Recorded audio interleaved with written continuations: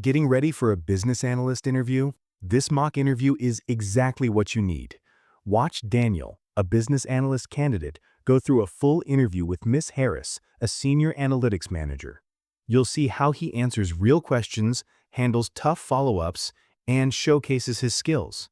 And at the end, we'll break down Daniel's performance, what he did well, and where he could improve, so you can learn from it and boost your own chances. Stick around and let's dive in. Daniel, hi. Thanks for coming in. Did you find the office okay? I did. Actually, I took the wrong elevator at first, but your security team was super helpful. Glad to hear it. Let's get into it. Tell me a bit about yourself and your background. Sure. I'm a business analyst with about 5 years of experience, mostly in e-commerce and healthcare. My passion's always been understanding messy data and translating it into something decision makers can act on. At my last role, I led a project that increased sales conversion by 12% just by optimizing the user journey based on behavioral data. And where do you see yourself going from here? Great question. I see myself stepping into more strategic roles over time, maybe even a product-focused one. I love being the bridge between the tech side and the business side, and I'd like to grow into mentoring junior analysts too. Talk me through how you gather requirements when a team isn't really sure what they want. That happens more than people think. I start by asking broader questions like, what's the business problem? What does success look like? From there, I host workshops with stakeholders to uncover pain points and use mock-ups or process diagrams to clarify. People open up more when they can see what we're talking about. But what if they still give you vague answers, like, we just need better reports? I've heard that exact phrase. In those cases, I dig deeper. What decisions are being delayed because you don't have the data? It usually leads us to what's really missing. What tools are you most comfortable with? I'm fluent in SQL, Tableau, and Power BI.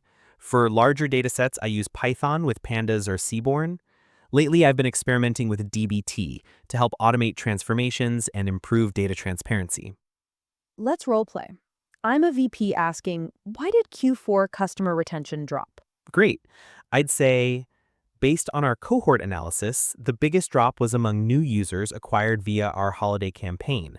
Digging deeper, they had a higher than average churn rate and lower NPS. This suggests the promotion brought in price-sensitive users who didn't convert to long-term value. Nice. That's how you connect data with story. Tell me about a time a stakeholder really challenged you. A marketing VP once rejected my attribution model without even reviewing it. I took a step back, asked for 15 minutes to present a side-by-side comparison using their own campaign data. That meeting turned into a strategy session, and they actually rolled out the new model across all regions. Have you led a team or project? I led a project to automate our KPI dashboards for executive reporting, managed 2 analysts, and worked with IT to pull live data. The new system saved 40+ hours a month and improved decision speed by 25%. I also coached the junior analysts on stakeholder communication. Why us? Your recent case study on predictive modeling in retail logistics, I loved it. It shows you don't just collect data, you use it to make bold moves. That's the kind of team I want to be part of. What are your salary expectations? Based on my research and roles with similar scope, I think something in the range of 95K to 110K makes sense. Of course, I'd love to learn more about your full compensation structure, especially things like L&D and bonus structure. What trends in data analytics are you following? I'm following the rise of real-time dashboards and the ethics of AI. Also, the blending of analytics and UX fascinates me. How we present data influences how decisions are made. That intersection is something I'd love to explore more. Do you have any questions for me? Yes, a few. How does the analytics team here collaborate with product and strategy? And how do you see your analytics capability evolving with AI and automation over the next 1 to 2 years? Great questions. We're expanding our AI capacity and tying data more directly to strategic planning. You'd definitely be a part of that. That's really exciting. I appreciate the conversation and the insights. Likewise, Daniel. We'll be in touch soon. Final review of Daniel's interview. Let's take a moment to review Daniel's performance in this interview and see what we can learn from it. First, what did Daniel do well? He gave clear, structured answers that showed both his technical skills and business impact. Instead of listing tools like SQL or Tableau, he explained how he used them to solve real problems. That's powerful. Daniel also communicated with confidence, never too fast, never too vague.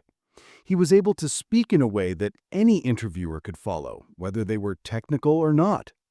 Another strength? His emotional intelligence.